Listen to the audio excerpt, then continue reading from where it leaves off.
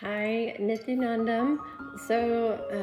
This is Bhaktivasya coming to you, and I wanted to share a little something with you about a discovery that I believe I have had revealed to me during this sacred Pachai Patni Vratham, and I find it very beneficial, and so I wanted to share it with you all because maybe some of you also may be interested in this. So everybody, I hope, is aware of the Pachai Patni Vratham, and it is, in a nutshell, it's a very ancient Hindu fasting method, which is done by Marie Aman, Devi goddess, every year at this time for a month, basically from April to May.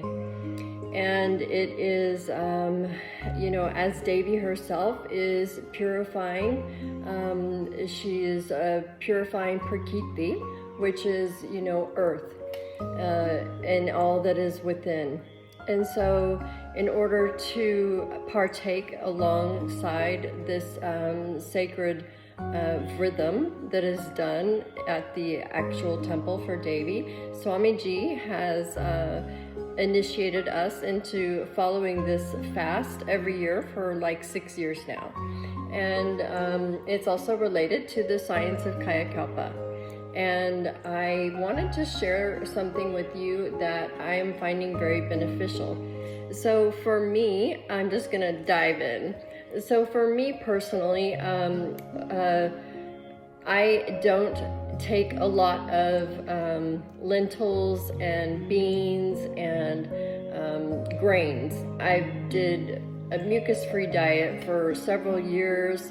I did Nirahara for more than 1 year at a time, many other months and months, but I've done many different methods of fasting rituals for the intention of spiritual progression and advancement, the evolution. So with this particular fast, it includes one of, just a very few specific items that you have in your diet during this fast. And there's a very specific schedule and time. There's many things in which, you follow. For example, for those that are doing the fast and that are not usually celibate, you practice that during the fast. For me personally, I have been initiated as a brahmacharini 6 years ago during Kayakalpa Yoga. But before that, it was 8 years. So 8 years of celibacy in this body. But if it's not something that you're used to, this is very important during this fast. And using, sleeping on the ground, using a wool blanket, washing the hair several times, morning and evening. It is a very, very sacred and precious ritual. So there's guidelines and all of that that's official. This video I wanted to share with you is simply about a technique that may be helpful for you. So as I mentioned earlier, I usually, ongoing time, I'm eating mostly raw foods anyhow, with very, very minimal amounts of any grain. So when I try to do this fast, it is, the Moong dal is very heavy in my stomach. And so it causes bloating, and it causes, discomfort in the intestinal region, and it's not comfortable. So I have over the years, progressed with it this and that way. Mostly you can see that when I do the offering, the one particular meal that we offer would be plain soft cucumber and soaked moong dal. And you can see that I hardly have any moong dal in there at all. So this is how I've been doing it for the last 6 years, is mostly just cucumber with just a tiny bit of moong dal, because it caused so much discomfort in my stomach. So for that particular item on the Vratham, I believe that this year, Davy has shown me a different method, possibly, and I did some research about it. So the actual green gram dal, for people that may not know this, for the green gram dal is the same as the split yellow moong dal.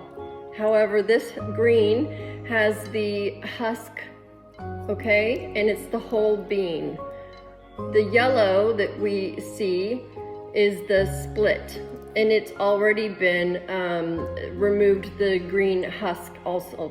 So that's the difference of the two.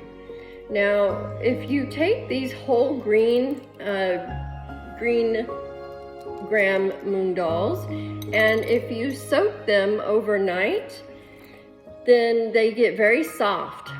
And then if you sprout them, they split open. So I have been sprouting in a sprouting jar gram green moong dals and removing the husk after it sprouts and splits. So I have a bowl here to show you how that happens and what that looks like. So I have a handful of the beans that have soaked and sprouted. Now this is day 3. So what I will do is I put it in a bowl of water like this after they've sprouted, and I go in and I remove the green husk and I throw that. So it leaves the split raw moong dal, but it's sprouted.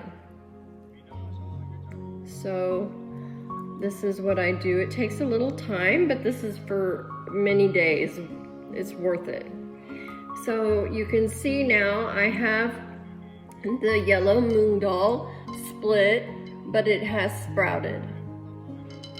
So I just continue to remove all the green husks. Those are no longer required. And in order to honor the Vratham, I am, wanting to do proper. I don't know, this is something that I have found works for me. So anyhow, now I have the sprouted split moong dals.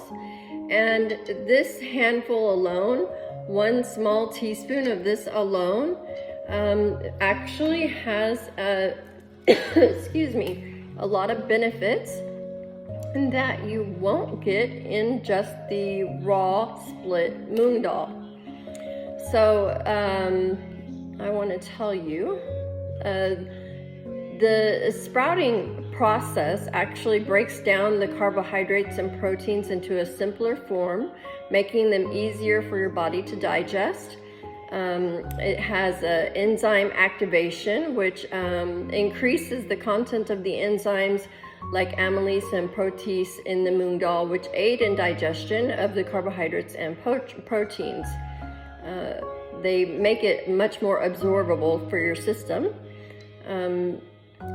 It reduces the content of raffinose and zathiose in the lentils, which are responsible for like the bloating. So this is kind of the science of it, but it basically gives improved digestibility, enhanced nutrient availability, a lower glycemic index, and increased enzyme activity, and it increases the fiber content.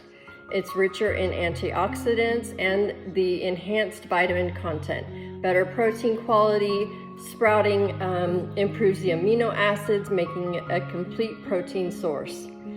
So this is an amazing benefit to me personally, because I can have this, and this amount right here, 1 teaspoon, would be 17 calories, or 1.2 grams of protein, 0.4 grams of fiber, and 3 grams of carbs. Compared to, sorry, that is just the raw. What I was just telling you, that was the raw. But the sprouted is less calories, it's 15, and it has more protein. It's got 1.4 grams. It's higher in the protein because of the amino acids. And it also has double the fiber compared to the regular soaked moong dal. And it has a slightly lower carb. So this is, for me, I'm able to have this instead of the other and not have the regular soaked moong dal and get the same nutrition. And it's the same, but it's sprouted. So I don't know, I feel that it is a really good benefit for somebody who has an issue digesting beans and lentils and moong dal. So anyhow, I hope you all are enjoying your fast and that this is helpful to you. And so anyway, enjoy your Pachai Patni Vratham. Nithyananda.